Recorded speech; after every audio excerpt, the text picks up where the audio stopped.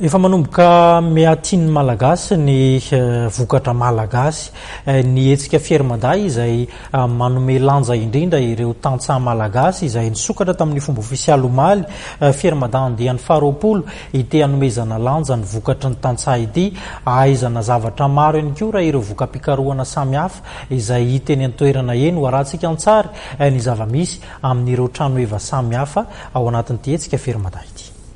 Sehatra iray any amin'ny tantsaha sy mpandraharaha amin'ny fambolena sy ompinarjono sy ampahafantarana ny seha-pikarohana ny asa ataon'izy ireo ny fiermanday.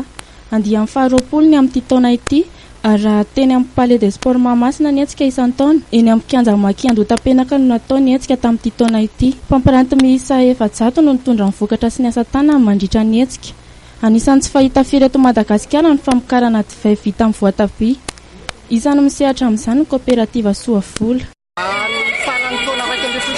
Zay no nanomboka nahazo ny fifanana tamin'ny resaka fanodinana voatabia lasa divay.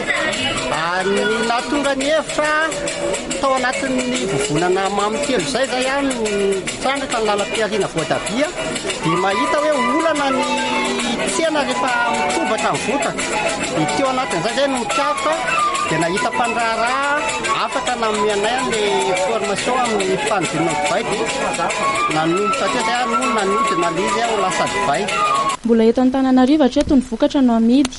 Izaka ity fikambanana ity kosa ny andrakotra amin'ny Madagasikara ny fanaparitahana ny vokatra. Ny fombony azo avy amin'ny fanodinana no resana dia tena hoe mahafa-po amin'ny tantsafa ny mbola hoe olana anay fotsiny mbola manao ny miezaka amin'ny feno teknika izay dia miezaka koa manao amin'ny mahara-panjakana dia amin'izao fotoana izao zay efa manomboka miseho amina foarangezaka ohatran'izao anao ny lancement amin'ny tsena rehetrarehetra. Manao antsoa avy amin'ny mpandraharaha izy ireo araka izany ny amin'ny fiaraha-miasa.